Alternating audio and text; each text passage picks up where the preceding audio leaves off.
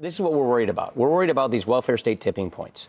And if you just look across the seas, you can see where we could head if we stay in the trajectory we are on. We are on this tipping point where more and more people are becoming net takers than makers in America. We're not there yet, but we're worried about even getting close to that point. When you're 50%, and people argue about whether payroll tax is a tax, but when you're at 49 plus, don't pay any income tax, if you get over 51, I think you can win a lot of elections.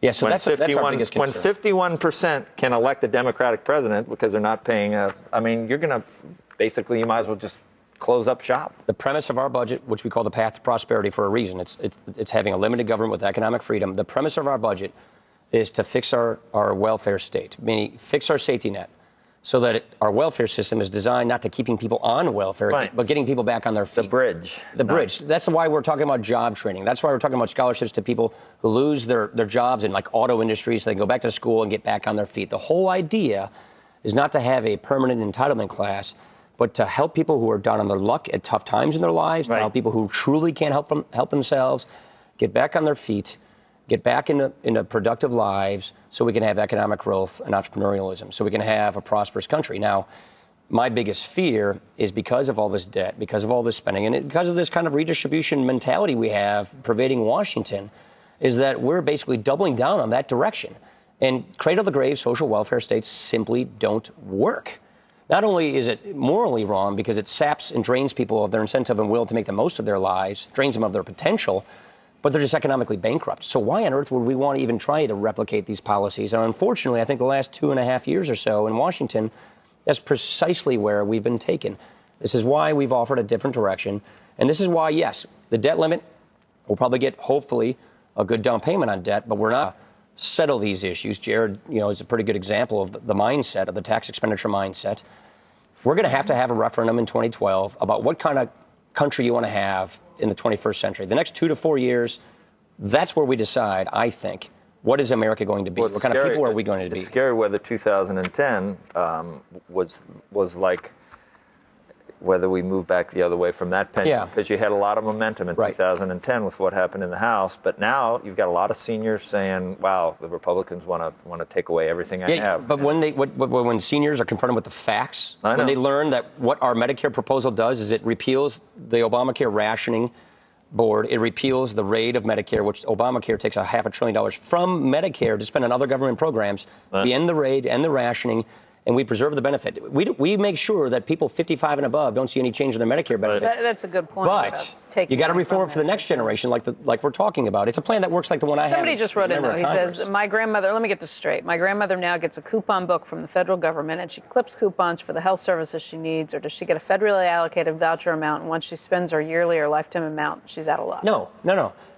I'll tell you my experience, because I'm a federal employee.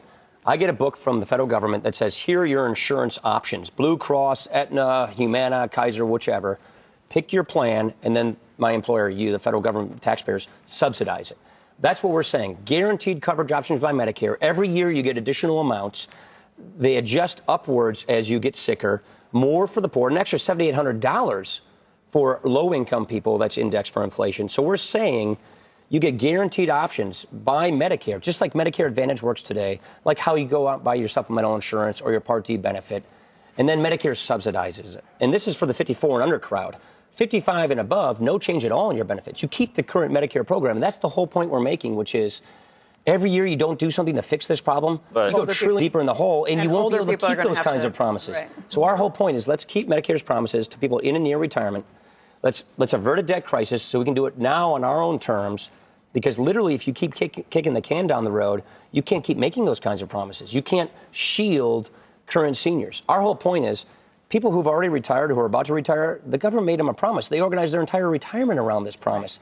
Let's keep that promise, finance it, which we do, get rid of the Obamacare damages it does to their benefits. A rationing board in charge of their program, rating the program to pay for something else. We get rid of that, guarantee their benefits. But in order to cash flow the current generation, you got to reform it for the next generation so we can do that.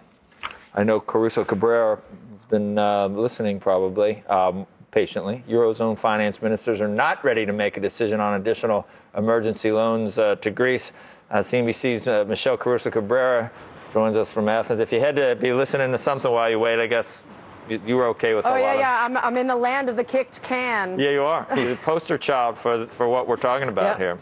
Ground zero.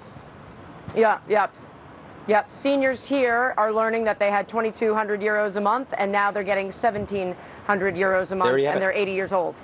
That's what happens when you kick the can to the very end, and then the current seniors face the problem. But let me give you the news first, which is the reason you see the futures lower this morning is that the Euro finance ministers did not come out and say, okay, we're going to give Greece the 12 billion euro, $17 billion loan tranche that we've already agreed to, that we eventually are going to give them, but we're not going to give it to them today. They had, with their verbiage last week, suggested that maybe that was going to be the case. So the markets are clearly disappointed that that uncertainty is not cleared up, because they have said they're going to delay that payment until they know the results of the referendum, the confidence vote on the prime minister, and also whether or not the parliament is actually going to pass the $28 billion austerity package, and they're not going to vote on that 28th. So we have some time here. Greece needs the money because they've got debt payments due in July, and the country doesn't want to go bankrupt, and most of Europe doesn't want to go bankrupt. In the meantime, the Greek people still extremely angry. We were at a very large protest last night, thousands and thousands of people.